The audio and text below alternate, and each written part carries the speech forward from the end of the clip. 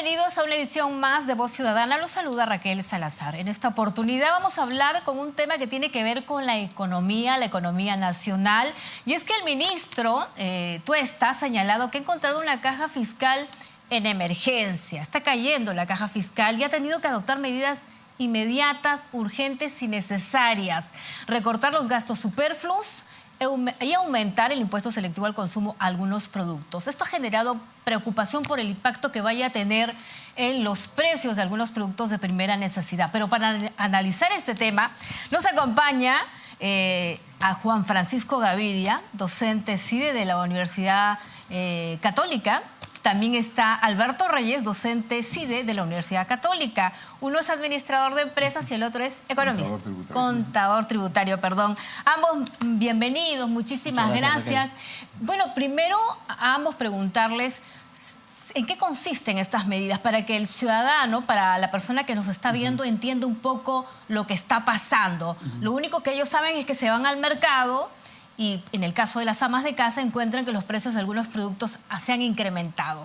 La culpa la tienen estas medidas, el incremento de los combustibles a nivel internacional. Empezamos con usted, Juan Francisco Gaviria. ¿Por qué era necesario que el gobierno adoptara estas medidas? Sí, Raquel, muchas gracias por la invitación y la oportunidad. Efectivamente, como bien ha mencionado el ministro Tuesta, en los últimos años existe una preocupación por parte del Estado en cuanto a la recaudación tributaria y la presión fiscal. En el año 2017, Perú redujo su recaudación tributaria en más o menos 1.3, 1.4%. Y este año no es que estemos en una crisis fiscal propiamente dicha, pero hay una preocupación en cuanto a la administración del gasto y a que los objetivos propuestos por el gobierno de Martín Vizcarra sean cumplidos en materia tributaria, ¿no?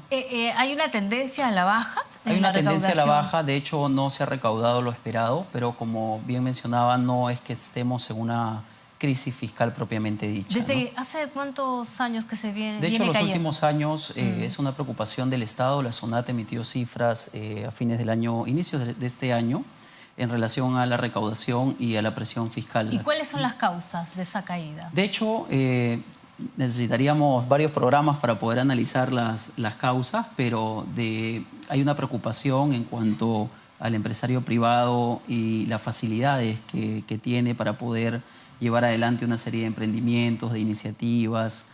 Existe un esfuerzo muy limitado, muy pobre por invitar a la formalización. He sabido también que no tenemos una cultura tributaria muy sólida, como conversábamos con Alberto de manera previa al programa.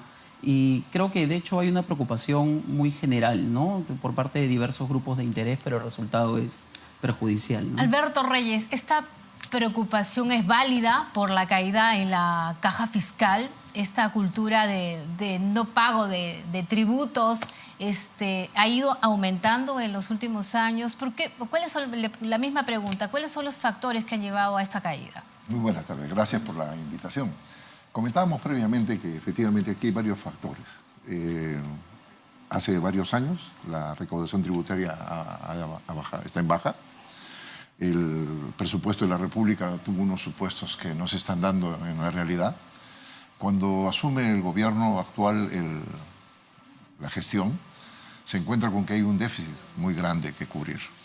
Y una de las medidas más recaudadoras es justamente aplicar elevación de tasas o nuevos impuestos al consumo. Uno de ellos es el impuesto selectivo al consumo. Que es más rápida la recaudación. Es fácil la recaudación, pero el que afecta a más impacto al que menos gana. El que menos gana es el que va a pagar más. Y cuando hablamos de impuesto selectivo al consumo, estamos viendo la gasolina, el impacto a la gasolina. La gasolina es un componente de un costo total de un bien o un servicio. Y es trasladado en forma automática al día siguiente de su publicación o de la especulación del aumento. Y aún más se aúna un aumento un poquito adicional porque los especuladores piensan que se viene no solamente un hipo inflacionario, sino que se viene un paquete atrás. En este caso específico, el gran problema que nosotros tenemos es la baja recaudación, o sea, la eficiencia en la recaudación. Y no hay una política de incentivar al emprendedor a formalizarse. O sea, tenemos una de las formalizaciones más grandes del mundo. Entonces, esto hace que el mercado se mueva y el consumidor sea el afectado. Ahora, sobre las medidas puntualmente, sobre este impuesto, el aumento del impuesto selectivo al consumo, a los combustibles, a los cigarrillos, a las bebidas azucaradas, bebidas alcohólicas y autos nuevos. Primero, ¿en qué consisten y si eran necesarias? A ver, el impuesto selectivo al consumo, acá Alberto, con todo su know-how tributario, no me va a dejar mentir, es un impuesto que tiene por finalidad gravar aquellos bienes que generan externalidades negativas. ¿Qué es una externalidad negativa? Vamos a suponer que somos no fumadores, nos vamos a un evento social y el simple hecho de estar expuesto en un ambiente de fumadores nos puede generar algún impacto negativo para la salud. Aquí hay puntos de vista encontrados. Hay especialistas en la materia que mencionan o hacen referencia que el Estado busca gravar o incrementar este impuesto selectivo a determinados productos que ya tenían un selectivo al consumo. Lo que se ha hecho es incrementar o nivelarlos por un tema de una preocupación, digamos, a nivel nacional, ¿no? Hace poco salió un estudio de la Universidad de Harvard donde se hablaba de las enfermedades no transmisibles que generaban un costo social para el país de más o menos unos 24.000 millones de dólares. Y eso, por un lado, es un argumento válido, una preocupación muy válida, pero por otro lado también se sustenta o se argumenta que el fin de este impuesto es justamente incrementar la recaudación tributaria. Más que un tema de salud y del medio ambiente. Más que un tema tributario, o sea, más que un tema de salud, perdón, ¿no? Ahora, si me permites, y vamos un poco a qué pasó en algunos países vecinos, por ejemplo en Chile en el año 2014 se incrementó el selectivo al consumo de las bebidas azucaradas, por citar un ejemplo, a 18%. Y no generó el impacto esperado, ¿no? La gente igualito seguía consumiendo sus bebidas igual azucaradas. Seguro con las bebidas alcohólicas. Igualito, el mismo comportamiento, ¿no? La misma tendencia, ¿no? Entonces, si esto no da resultados, ¿el gobierno podría corregirlo? Digamos que es una medida que particularmente coincido con expertos en la materia en que no es el mejor momento para aplicarla. Si bien es cierto, se ha nivelado en algunos productos, por ejemplo, el caso del combustible que mencionaba Alberto también, pero considero de que es una medida que podría traer unas consecuencias en el mediano plazo, ¿no? Sí, cuando el gobierno anuncia que va a aplicar impuestos selectivos de consumo por motivos de salud, en otros países suelen hacer un fondo de todo lo recaudado y justamente va destinado al motivo por el cual se incrementó la tasa. En este caso estamos ante un claro hecho de recaudación. Sencillamente es recaudación. Y se va a recaudar considerablemente. Ese es el objetivo, ¿no? Una de las cosas que también podríamos conversar, saliéndose un poquito de impuestos selectivos al consumo, si yo quería consumir algo, recaudar algo por impuestos selectivos al consumo, debería enfocarme de otra manera. El carro nuevo no contamina. El que contamina es el carro usado. En otros países, en casi todos los países desarrollados, los carros nuevos no tributan, no pagan impuestos. Los que pagan son los carros que tienen de 4 a más años. Esos son los contaminantes. Entonces, aquí hay que perfilar mejor. Hay una contradicción. Así es, ahí, hay que perfilar mejor el enfoque económico. Y además no se le ha puesto impuesto selectivo, no se ha aumentado el impuesto, por ejemplo, al pisco, que es igual, es una bebida alcohólica. Así es que consuma lo que el Perú produce. Sin embargo, sería inteligente, como dice nuestro amigo, revisar y replantear. Ya estamos en una ruta, sabemos que necesitamos caja, y no solamente viene por el aspecto de ingresos, sino también de reducir los gastos. Cuando el público, que es el gran afectado, el consumidor, ve que las dos balanzas se ajustan y que él es parte de un todo, lo asimila mejor. Y el hipoinflacionario es mucho menor. Aquí no, hay mucha especulación, hay mucho movimiento, hay mucho... En la calle, según vemos en los medios de comunicación, el ciudadano de a pie, las amas de casa ven en los mercados que algunos productos se han incrementado. Hay protestas en el Cusco, en no sé qué otra ciudad, también por el aumento del precio de los combustibles. El ministro de Economía ha señalado de que no, que él ha visto sus estadísticas y más bien que algunos precios de algunos productos están bajando, que lo que él puede ver es especulación y hasta oportunismo. ¿Es así? A ver, si recurrimos a la teoría económica, inflación es un alza sostenida de precios, ¿no?, durante un determinado periodo de tiempo. Lo que ha ocasionado, sí, este impuesto es un impacto inflacionario, es como un hipo, si queremos verlo así. Los precios que se encontraban a un determinado nivel lo que han hecho es dar un brinco, subir un peldaño. Pero la inflación, ya hablamos de un incremento sostenible en un determinado horizonte de tiempo. De hecho, esta coyuntura hace, y es sabido, que el costo tributario de este impuesto sea asumido por el consumidor de a pie, ¿no? También es una oportunidad para muchos aprovecharse de este tema a través de una especulación y, basado en ello, incrementar el precio de determinados productos, ¿no? Lo preocupante de cuando uno ajusta el impuesto selectivo al consumo es que es el costo más impuesto selectivo al consumo. La suma de los dos es base del IGB.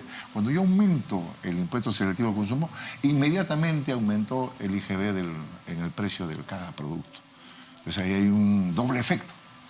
Tercero, estuve el día domingo en el mercado de Magdalena, los dos por coincidencia vivimos por ahí, y me fui a degustar un alimento por ahí y fui preguntando sobre las frutas. Y me dicen, más o menos ha subido entre 5 o 6% el valor. O sea, la gente ha asumido que se viene otras cosas más y entonces está tomando sus precauciones por proteger su ganancia, ¿no es cierto? Ese es el impacto que está recibiendo. Y vuelvo a repetir, cuando hay un incremento de los impuestos al consumo, o sea, el IGB, impuestos al consumo, el que más le va a afectar en su canasta es el que menos poder adquisitivo tiene, ¿no es cierto? De repente alguien que gana más de 5.000 soles, el impacto va a ser menor. Pero aquel que gana sueldo mínimo vital, ese sí va a sentir el Porque el impacto. incremento del impuesto selectivo al consumo debe ser por el del combustible, supongo. Claro, porque muchos claro. dirán a los cigarrillos, a las bebidas azucaradas, alcohólicas, automóviles, eso no tiene que ver con la canasta familiar. Que no Así implica es. que el consumo se reduzca, ¿no? Porque si vamos, digamos, al caso puntual que acabas de mencionar, el caso del combustible, gravar el combustible te afecta a muchos sectores, ¿no? No solamente, ¿no? En general. En el caso del diésel, es muy utilizado para transportes de carga, para movilizar los productos que vienen de la sierra, del norte del país, y obviamente eso encarece, O sea, ¿no? hay un impacto. De- O sea, sí, pero sí. por oportunismo, por temor, por especulación. Le comento, hay mucha gente que viaja todos los días Lima-Cañete, Huacho, Guaral, Barranca, a Lima, todos los días.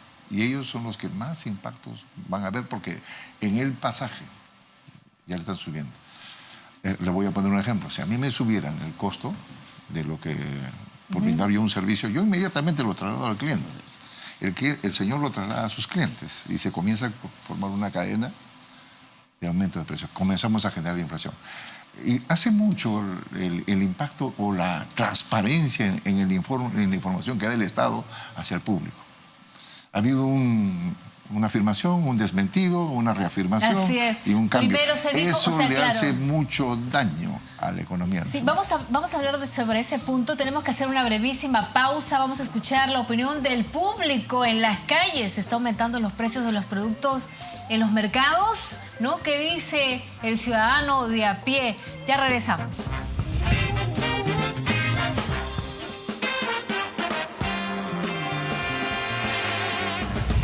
¿Usted ha percibido el alza del combustible?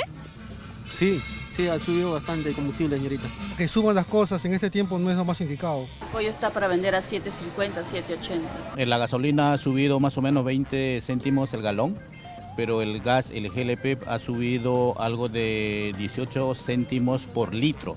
Bueno, si es una forma de ayudar a la economía del país, caballero, ajustarnos el bolsillo, no queda de otra. Nos suben a nosotros también tenemos que subir. Bueno, sí le he percibido el alza, pero no demasiado.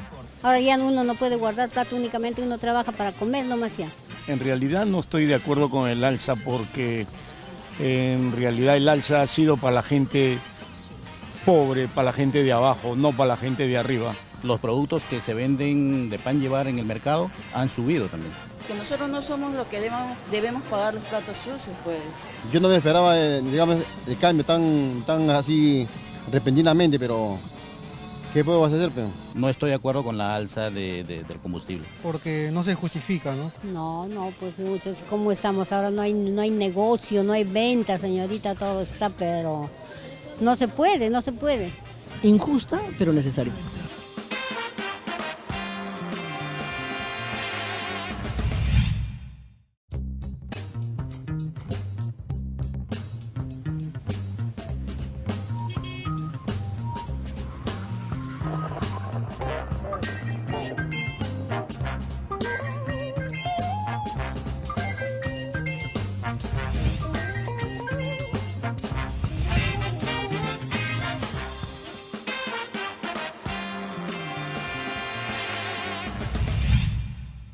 Seguimos nosotros en Voz Ciudadana a través de Congreso Televisión analizando las recientes medidas adoptadas por el gobierno para aumentar la caja fiscal.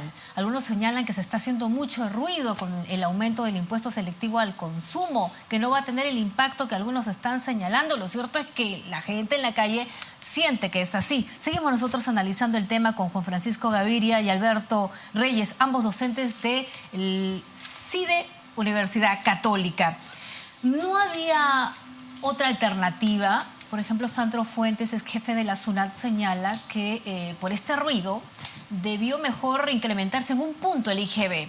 ¿Qué le parece esa posibilidad? A ver, bueno, creo que es una medida un poco atrevida, por utilizar un término, ¿no? Incrementar el IGB es una medida muy sensible, si bien es cierto, es una alternativa de fácil recaudación, porque es un impuesto indirecto que grava el consumo. Diría que es una acción que no sería recomendable más aún en esta coyuntura, ¿no? Existen otras alternativas, como por ejemplo fomentar la cultura del gasto, la cultura de la austeridad. Reducir el gasto público es un reto difícil, pero no imposible, ¿no? Difícil, pero no imposible. Señor Reyes, ¿qué le parece esta posibilidad de aumentar en un punto el IGB? Comentábamos en el intermedio que cualquier tributo, cualquier aumento en la tasa de tributos indirectos que son al consumo, son los de fácil recaudación, pero de efecto más negativo en la canasta familiar. Por tanto, por ahí no va la cosa. Aquí hay una balanza entre ser eficientes en el gasto, ser eficientes en la recaudación. La suma de los dos hace que nosotros tengamos un presupuesto equilibrado. Una de las teorías económicas es darle capacidad de consumo al poblador. Mientras más consumes, mueve la rueda, más genera en tributos indirectos. Y ahí viene la economía sana. O sea, el trabajador, el poblador debe tener la capacidad de consumo. Con esto están quitando. Y hablábamos también en el intermedio referente a cuando a mí me suben un producto, tengo la oportunidad de buscar un producto sustituto, un bien sustituto. Me suben el precio de la carne, me voy al pollo, me voy al pescado, me voy a los cereales, ¿no? A las menestras, ¿sí? Pero en este caso no. El impuesto es directo al bolsillo, al combustible, y eso tiene un efecto multiplicador que no se puede evadir. Todavía otra alternativa, por ejemplo, usted mencionaba antes del corte, el ministro cuando se presentó aquí en el Congreso dejó entrever de que se podía cobrar el impuesto a la renta a los que ganen menos de 2.000 soles y generó toda una polémica, se prendieron las alarmas, la preocupación de la mayoría de trabajadores y el premier tuvo que enmendarle la plana, hacer la aclaración correspectiva. Y lo que ha dicho el ministro de Economía es que en su lugar se va a impulsar el uso más intensivo de los comprobantes de pago. ¿Qué le parece esta medida que está apoyando mucho el ministro de Economía? Es un canal, es una opción muy sana porque invita, digamos, también a la formalización, ya que los consumidores de a pie van a tener la posibilidad de también contribuir con la formalización. Sí, obviamente, recordemos que hace un año más o menos SUNAT sacó un paquete de beneficios tributarios donde podías deducir de la renta de quinta para dependientes los determinados consumos presentando una serie de comprobantes. Considerar también de que la exigencia de estos comprobantes electrónicos de alguna u otra manera va a invitar a que las personas que tienen emprendimientos que forman parte de un mercado informal puedan pasarse a las filas de la formalidad. Alberto Reyes, ¿en qué consiste justamente este tema de los comprobantes de pago electrónico? ¿Qué hace el contribuyente? ¿Qué es lo que tiene que hacer? Para el año 2017 la SUNAT, justamente reafirmando lo que estamos afirmando acá, sacó una medida extraordinaria. Además de las 7 UITs que teníamos de deducible automático, dio 3 UITs adicionales. Para lo cual estableció una serie de conceptos por las cuales debía acumularse comprobantes electrónicos y presentarlos y solicitar la devolución del tributo. Eso es correcto. Entonces lo que sugeriríamos, ampliar ahora, lo que seríamos es ampliar los porcentajes y la diversidad de productos o servicios que uno puede tener. Creo que eso se está haciendo. ¿Dará resultados? Por ahí está bien. Sin embargo, volvemos a repetir, el secreto de una buena recaudación es que disminuya drásticamente la informalidad. ¿Correcto? O sea, hay mucha informalidad en nuestra economía. Es lo que hace muchos años no se hace en la SUNAT ni el MEF, nada. Tuvimos un boom, pues tuvimos un crecimiento a nivel mundial, los coeficientes de crecimiento eran altísimos, pero no crecimos en eficiencia ni en volumen, solamente crecimos precios internacionales. Ese fue nuestro error. O sea, teníamos la vaca gorda, pero por precios internacionales, pero no por recaudación interna. Ahora, es difícil llegar a un consenso con la población en materia de tributos porque afecta a sus bolsillos. Y más aún viendo de que lo que él aporta no se ve, no ve obras, piensa que el gobierno gasta mal, y hace muchos gastos superfluos, ¿no? Mira, de hecho, Perú es uno de los países que tiene la carga tributaria más alta, ¿no? Nosotros que tenemos la oportunidad de trabajar con emprendedores, siempre la pregunta que ponen sobre la mesa es ¿qué impuestos tengo que pagar? Y genera una especie de temor, de inseguridad, enterarse que tienen que pagar pues, un IGB, una renta, salud y otros impuestos adicionales, ¿no? Efectivamente, genera una sensación como de frustración porque el ciudadano de a pie, el emprendedor que contribuye con la recaudación fiscal, no ve el resultado de esa recaudación. Por eso, ¿no? Es alto la cultura de no pagar impuestos. Por ejemplo, el simple hecho de traer productos de primera necesidad de provincias y que el flete sea alto, justamente por la falta de vías de conectividad modernas, ya genera un sobrecosto en ese producto que al final llega y que el que va a pagar todo va a ser el consumidor final. Entonces, todo tributo de consumo, en realidad lo paga el que se toma la gaseosa o paga el servicio, ¿no es cierto? El usuario del servicio. Entonces, para esto nosotros necesitamos que el Estado ataque de una vez inteligentemente la informalidad. Les voy a poner un ejemplo. Ahí en San Borja tengo un cliente que asesoramos, tiene 2 competencias a su costado.